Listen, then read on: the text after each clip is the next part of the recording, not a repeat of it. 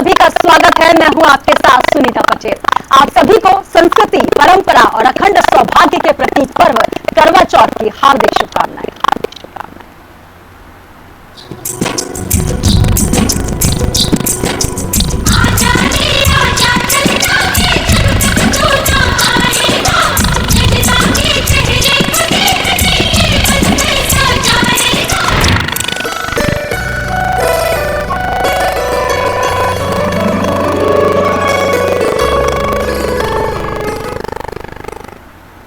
मन में अपने पति की लंबी उम्र की कामना लिए दिन भर निर्जला व्रत रखना और बादलों की ओर से अटखेलियां करते चांद का इंतजार करना कि कब चांद का दीदार हो और करवा चौथ का व्रत संपूर्ण हो। हिंदू धर्म में करवा चौथ का विशेष महत्व माना गया है। कैसे किया जाता है ये व्रत, हमारे धार्मिक ग्रंथों में क्या है इसका महत्व, चंद्रोदय के समय कैसे करें विधि विधान से पूजन, ये सब हम आपको बताएंगे। और इसके लिए हमारे साथ मौजूद है हमारे स्टूडियो में सुप्रसिद्ध ज्योतिषाचार्य पंडित अरविंद तिवारी जी।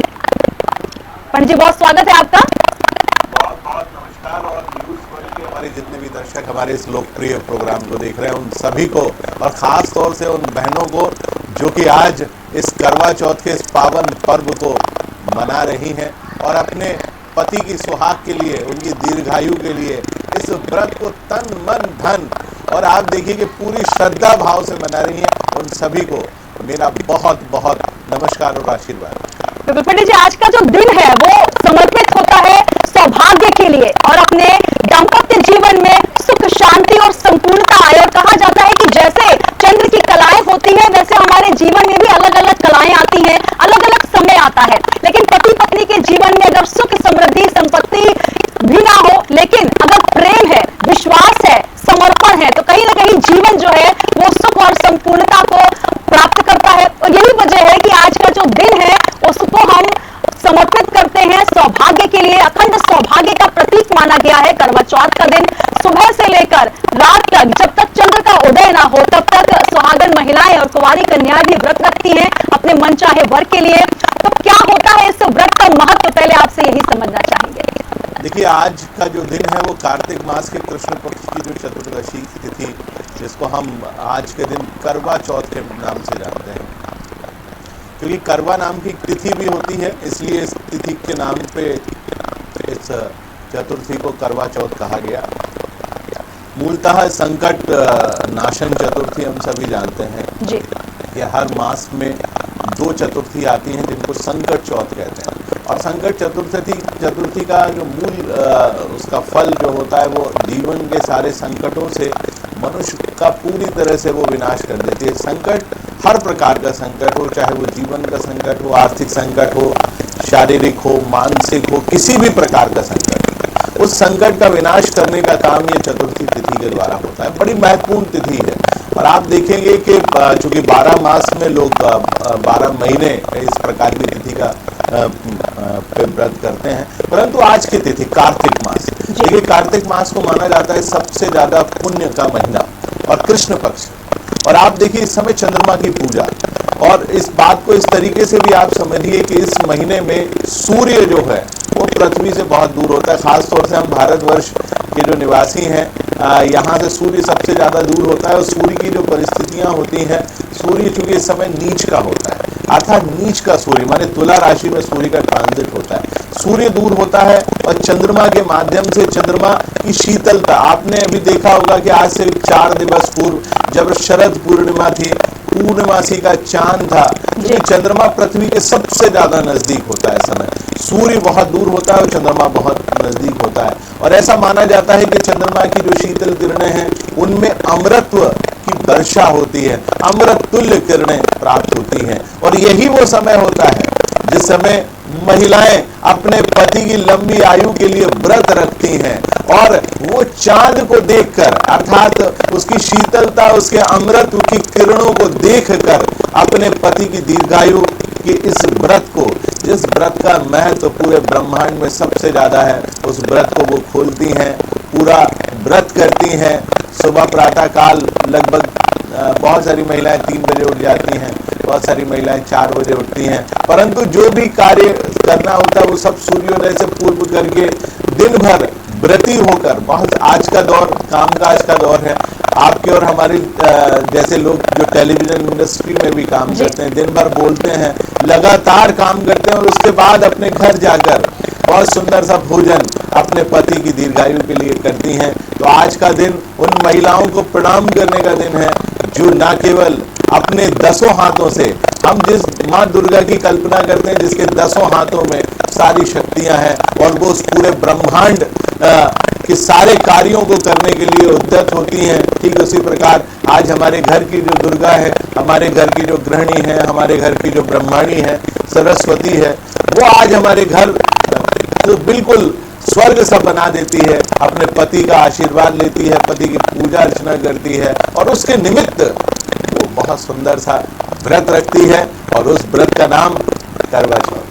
बिल्कुल पंडित जी, बहुत सुंदर व्याख्या आपने की। और कहा जाता है हमारे हिंदू संस्कृति में, हमारे धर्म में पति परमेश्वर, तो कहीं ना कहीं आज का दिन पति को परमेश्वर के रूप में पूजने का होता है। जो है चांद को हम अर्घ्य देते हैं, चंद्रमा का इंतजार करते हैं, उसके बाद पैर छूकर आशीर्वाद लेते हैं। तो कहीं ना कहीं अगर ये बात की जाए, हमारे पौराणिक ग्रंथों में हमारे बुजुर्गों ने जो तमाम त्योहार बनाए हैं, कहीं ना कहीं हमारे रिश्तों में मधुरता को लाने के लिए बनाया गया है।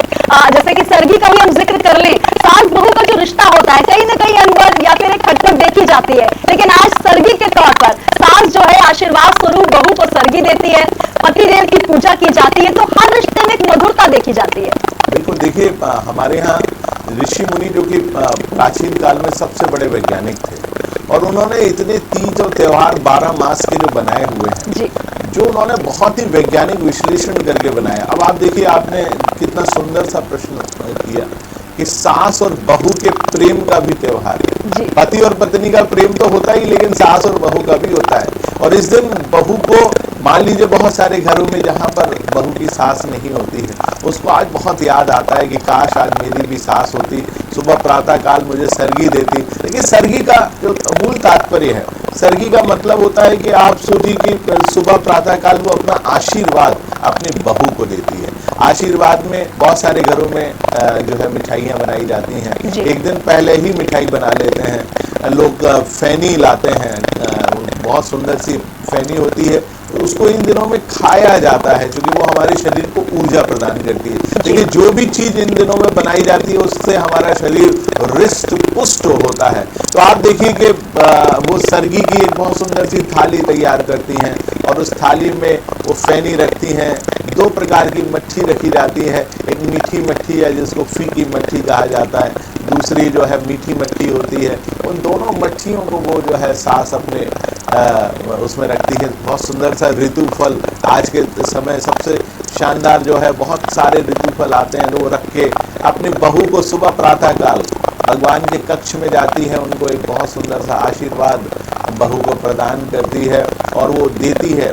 और वो आशीर्वाद इसलिए देती है कि जिस प्रकार मैंने अपनी संतान की रक्षा के लिए बहुत सारे व्रत किए, आपको याद होगा संतान की रक्षा के लिए हमारे यहाँ देश में बहुत सारे व्रत किए जाते हैं। खास तौर से एक व्रत आता है जिसको संतान सप्तमी का व्रत कहा जाता है, वो माँ अपने बेटे के लिए रखती है। ठीक उसी प्रकार से आज पत्नी अपने पति के लिए इस व्रत को रखती है। तो आप देखिए कि इस प्रकार सुबह प्रातः काल वो सरगी देगी, भगवान के साथ बिठा के देगी, भगवान का आशीर्वाद अपने बहू को वो देती है, प्रेम करती है। दोनों के बीच में यदि कुछ क्योंकि बड़ा कोमल सा रिश्ता है, सास हमेशा कोशिश करती है कि वो बहू को कुछ सिखा सके। बहुएं भी सीखना तो चाहती हैं, लेकिन अब वो वैसा सीखने का समय नहीं रहा, तो कई बार थोड़ा मन मुटाव आ जाता है। लेकिन आज दोनों के बीच में एक बार पुनः प्रेम की स्थापना हो जाती है और जैसे ही प्रेम स्थापित होता है वैसे ही मन प्रसन्न होता है। फिर सरगी देके सुबह उसको वो सास अपने हाथों से कुछ खिलाती है, फिर अपने पति के हाथ से वो बहू कुछ ग्रहण करती है। वो महिला जो गृहिणी लक्ष्मी स्वरूपा है वो ग्रहण करेगी।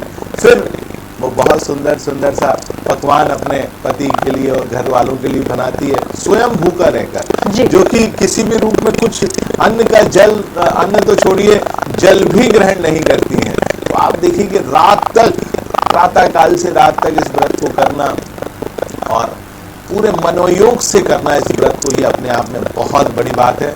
और आज प्रेम का दिवस है, न केवल पति और पत्नी का, अपितु पूरे परिवार के बीच में, उस महिला और सभी के बीच में एक प्रेम का दिवस है। और आइए हम सब मिलकर आशीर्वाद दें, प्रेम करें और प्रेम से इस व्रत को मनाने का सभी को कहें कि आप प्रेम से मनाएं इस पर्व को। बिल्कुल, तो अखंड सौभाग्य के लिए ये व्रत किया जाता है, लेकिन कहीं ना कहीं रिश्तों में भी अखंडता बनी रहे, प्रेम बना रहे, समर्पण और विश्वास बना रहे, यही प्रतीक है करवा चौथ का। पंडित जी, हम जिक्र कर रहे हैं कि जो सुहागन महिलाएं हैं वो तो व्रत करती ही हैं कि उनके पति के, अपनी सुहाग की जो है आयु जो है बढ़े, आयुष रहे और निरोगी काया रहे, लेकिन साथ ही कुंवारी कन्याएं भी इस दिन ये व्रत करती हैं ताकि उनको मनोवांछित फल मिले। उनको कैसा सुहाग चाहिए, कैसा वर चाहिए, ये भी वो चंद्रदेव से, करवा माता से एक कृपा प्राप्त करना चाहती हैं। कुंवारी कन्याएं आज क्या कुछ करें, किस तरीके से विधि विधान से व्रत करें, ये भी हमारे जो दर्शक हैं वो जानना चाहेंगे, वो भी उन्हें बताएं।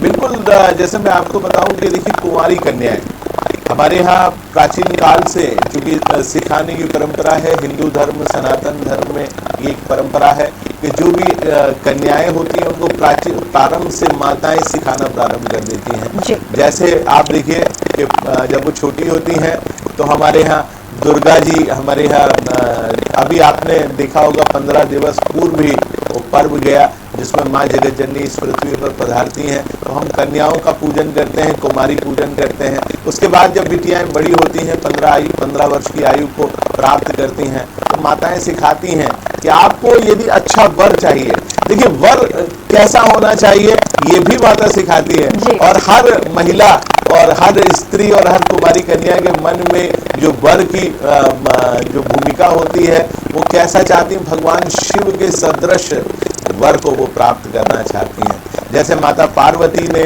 ब्रह्मचारिणी स्वरूप में भगवान शिव को वर के रूप में पाया था। आप देखिए उस समय भी उनकी आयु मुश्किल से 9 वर्ष की रही थी जब वो तपस्या करने तपस्चारिणी के स्वरूप में चली गई थी। वैसे ही हमारे यहाँ कन्याएं हैं, उनको बताया जाता है कि आपको यदि योग्य वर चाहिए, भगवान शिव के सदृश वर चाहिए। भगवान शिव के सदृश वर क्यों चाहिए? क्योंकि भगवान भोलेनाथ हैं, वो हमेशा सबके प्रति प्रेम और अगाध श्रद्धा रखते हैं। उनके चेहरे पर कभी गुस्सा नहीं आता। वो गुस्सा तभी आता है जब इस ब्रह्मांड की कोई बड़ी शक्ति उनके सम्मुख ऐसा प्रश्न उत्पन्न कर देती है, तब वो तांडव करते हैं और उसका विनाश करते हैं। कालों के काल और महाकाल हैं, लेकिन बहुत सुंदर हैं। वो अपनी पत्नी यानी माँ पार्वती से अद्भुत प्रेम करते हैं। तो हर कन्या के मन में इस बात का मन होता है कि हमारा पति केवल और केवल भगवान शिव के सदृश हो, और भगवान शिव के मस्तक पर चंद्रमा विराजमान है, जिसको देखकर इस व्रत को खोला जाता है। तो तुम्हारी कन्याएं इस बात को लेकर चलती हैं। वहीं सौभाग्यवती महिलाएं भी चाहती हैं कि बेशक भगवान शिव के समान आप ना हो, लेकिन भगवान शिव के थोड़े बहुत गुण आप में अवश्य आना चाहिए। तो वो भी भगवान शिव जैसा पति अपने पति को बनाना चाहती हैं।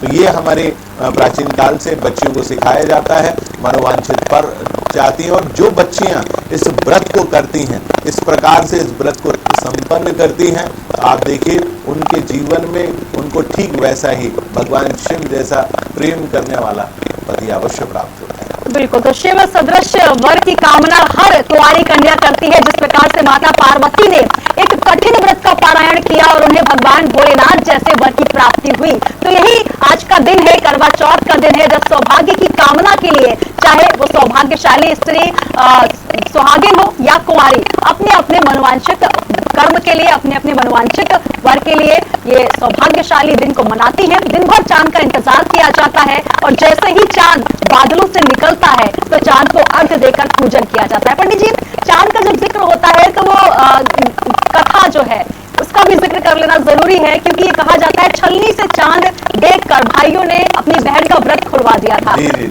वो आपसे समझना चाहिए।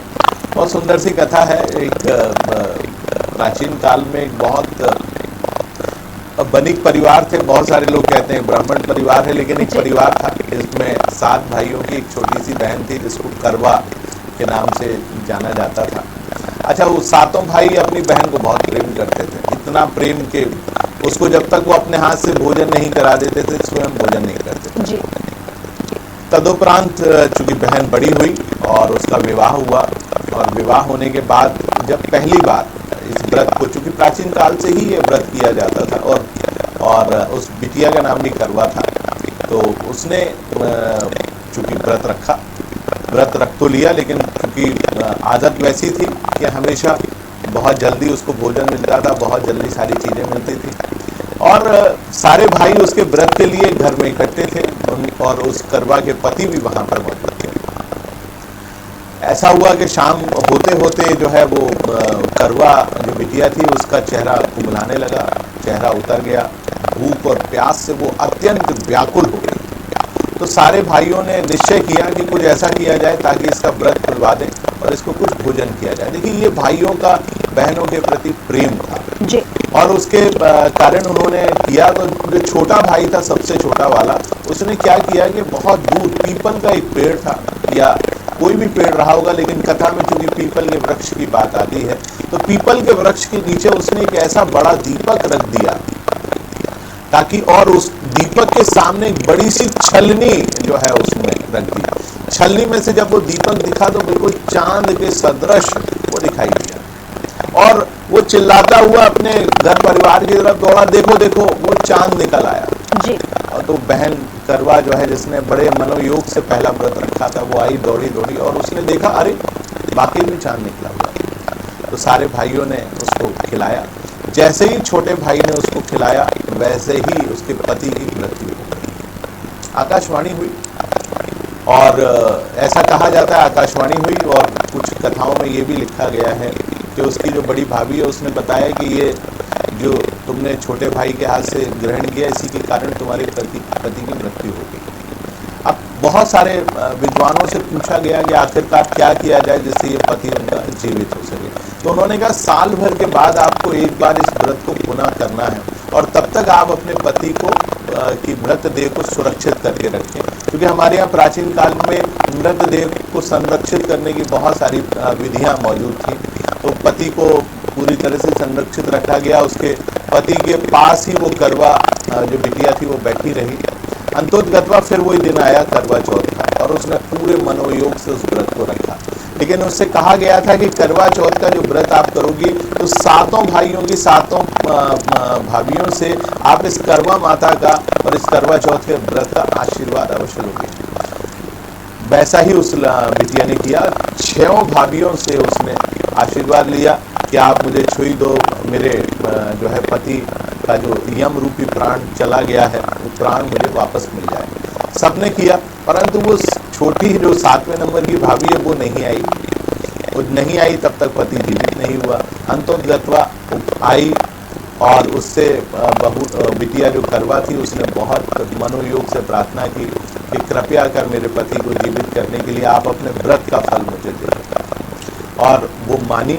उसने अपना अंगूठा काट कर उसका जो रक्त है और वो रक्त अपने जामाता यानी अपने जो करवा थी उसके पति के मुंह में डाला, और जैसे ही डाला वैसे ही उसका पति जिंदा हो गया। तो आप देखिए कि इस करवा चौथ के व्रत में कितना सामर्थ्य है, कितना शक्तिवान व्रत है कि जिसके करने मात्र से पति की आयु जो है लंबी होती है और पति जो है वो हमारे पास हमेशा बना रहता है। तो सभी माता बहनें आज अपने व्रत को उसी प्रकार करें और व्रत को बीच में किसी भी स्वरूप में ना छोड़ें। जैसे करवा ने गलती की, आप वैसी गलती बिल्कुल मत कीजिएगा अपने पति के निमित्त। जब तक आप करवा चौथ के चंद्रमा को ना देख ले, क्योंकि आज के दिन चंद्रमा बहुत मुश्किल से निकलता है। संकट चौथ का चांद होता है लगभग 9 से 9:15 बजे के बीच में। वैसे तो 7 बजे ही दर्शन देते हैं प्रभु, लेकिन आज के दिन थोड़ा सा परेशान करते हैं, थोड़ा सा बिल्कुल कहीं ना कहीं कठिन व्रत की परीक्षा भी चंद्रदेव जो है वो लेते हैं, बादलों में अटकेलियां करते नजर आते हैं। पंडित जी, यहाँ पर जिस प्रकार से परिस्थितियां बदली हैं, प्रेम की हम बात करते हैं तो पहले सिर्फ महिलाएं व्रत किया करती थी, लेकिन अब प्रेम देखिए, अब कुछ पतिदेव भी जो है वो अपने पत्नी के लिए व्रत रखते हैं। ये भी बड़ी खूबसूरती है इस व्रत की। देखिए, यही इस व्रत का कमाल है कि न केवल पत्नी अपने पति की दीर्घायु के लिए इस व्रत को करती हैं, अभी तो पति भी अपनी पत्नी की दीर्घायु के लिए आजकल इस व्रत को करने लगे। इसका चलन पिछले 25-30 वर्षों से बहुत तेजी से बढ़ा है और उसके पीछे का कारण केवल ये है जैसा कि मैंने पढ़ा और सुना है लोगों को, वो चाहते हैं कि पत्नी जिस कष्ट का अनुभव पूरे दिन भर करती है, क्यों ना हमको भी किया जाए और हम भी उस पत्नी की दीर्घायु के लिए उस व्रत को करें, ताकि देखिए हर एक के मन में होता है कि जीवन साथी का साथ जो है उसको जीवन के अंत तक प्राप्त हो। किसी भी व्यक्ति के जीवन साथी का यदि बिछो बीच में हो जाता है तो वो बहुत परेशान होता है। तो आप देखिए कि इस व्रत को करते हैं। और एक पिक्चर बीच में आई थी, आपने शायद देखी हो, बागबान करके पिक्चर थी, जिसमें अमिताभ बच्चन साहब अपनी पत्नी के लिए इस व्रत को करते हैं। और इस व्रत में बीच में वो अलग हो जाते हैं, लेकिन वो फोन के माध्यम से इस व्रत को खोलते हैं। तो आप देखिए कि ऐसी बहुत सुंदर से चित्र और बहुत सुंदर सी कथाएं हैं जिसने इस व्रत को कई गुना प्रभावशाली बना दिया। जी बिल्कुल, और कहीं ना कहीं साल भर इंतजार भी किया जाता है कि करवा चौथ का व्रत कब आएगा। पंडित जी, एक संक्षिप्त में आपसे जानना चाहेंगे, पौराणिक कथाओं को तो हमने जिक्र किया, हमारे इस व्रत का महत्व क्या है, लेकिन कहीं ना कहीं धार्मिक के साथ वैज्ञानिक महत्व भी है, वो थोड़ा संक्षिप्त में आप बताएं। देखिए, वैज्ञानिक महत्व सबसे बड़ा ये है, क्योंकि आप जब भी ये चूंकि ऋतु परिवर्तन का समय होता है जी। और ऋतु परिवर्तन के समय में जब आप इस व्रत को करते हैं तो निसंदेह कहीं ना कहीं आपको जो है आपकी शारीरिक जो क्षमताएं हैं वो कई गुना बढ़ जाती हैं। पुरुष और स्त्री यदि इस व्रत को करते हैं तो शारीरिक क्षमताएं बढ़ती हैं, क्योंकि आप रात्रि काल तक अपने आप को उपवास में रखते हैं, अपने शरीर की शुद्धता करते हैं। तो वैज्ञानिक कारण यही है कि आप अपने शरीर से जितने भी टॉक्सिक्स हैं, जितने भी जहर हैं, वो पूरी तरह से निकाल देते हैं और आप अपने आप को स्वस्थ रखते हैं। और वैज्ञानिक कारण यह है कि जब आप चंद्रमा को देखकर इस व्रत को खोलते हैं तो चंद्रमा की जो किरणें हैं, जो अमृतमयी किरणें हैं, वो आपके जीवन और आपकी आयु को कई गुना लंबा कर देती हैं, क्योंकि आप लंबे समय तक खड़े रहते हैं, क्योंकि आप चांद को निहारने के लिए अपनी छतों पर, अपने आंगन में खड़े होते हैं और चंद्रमा की सुंदर किरणें, बेशक वो आपको नहीं दिखाई दे रहा, लेकिन उसकी जो किरणें हैं वो निसंदेह आपके ऊपर पड़ रही हैं, अमृतमयी किरणें पड़ रही, जिससे आप स्वस्थ होते हैं मानसिक और शारीरिक रूप से, क्योंकि चंद्रमा मन का कारक है। बहुत सारे हमारे यहाँ देश में महिला हो या पुरुष हो, मानसिक विकार हमेशा बने रहते हैं, लेकिन आज के दिन यदि आप इस व्रत को करती हैं तो आपके जीवन की जितनी मानसिक समस्याएं हैं, मानसिक तनाव है, वो पूरी तरह से दूर हो जाते हैं। बिल्कुल, बहुत से महत्व है और करवा चौथ का दिन बहुत खास है। बस चांद के निकलने का इंतजार जो है महिलाओं को है, साथ ही पुरुषों को भी है, क्योंकि वो भी लगातार पत्नी के साथ व्रत कर रहे हैं। तो जल्द से जल्द चंद्रदेव निकले और जो हमारे सौभाग्यशाली स्त्री पुरुष हैं, क्योंकि अब सौभाग्यशाली दोनों को ही कहना होगा, एक दूसरे के सौभाग्य के लिए व्रत कर रहे हैं, और जो कुंवारी कन्याएं हैं उनके जीवन में भी ऐसा वर आए जैसा कि भगवान शिव की तरह मां पार्वती ने कामना की थी। तो आज का करवा चौथ का व्रत आपके जीवन को अखंड सौभाग्यशाली बनाए। और साथ ही जिस प्रकार से पंडित जी ने बहुत अच्छा जिक्र किया कि धार्मिक और वैज्ञानिक दोनों महत्व है, तो अमृत के समान शीतलता और अमृतत्व आपके जीवन में आए, आपके संबंधों में आए, प्रेम, समर्पण और त्याग का ये पर्व आप सभी को पुनः संवारे। पंडित जी, बहुत बहुत धन्यवाद आपका हमारे साथ जुड़ने के लिए, बहुत अच्छी जानकारी दी आपने। तो करवा चौथ का ये विशेष दिन है, आप सभी के जीवन में खुशियां लेकर आए। जैसा कि हमने आपसे बताया कि ये जो पर्व है सिर्फ पति पत्नी का नहीं, बल्कि सास और बहू के मधुरम प्रेम का है, पति पत्नी के मधुरम प्रेम का है। तो आपके जीवन में ऐसा ही माधुर्य बना रहे, शीतलता बनी रहे, इसी कामना के साथ आप सभी को करवा चौथ की एक बार पुनः से हार्दिक शुभकामनाएं।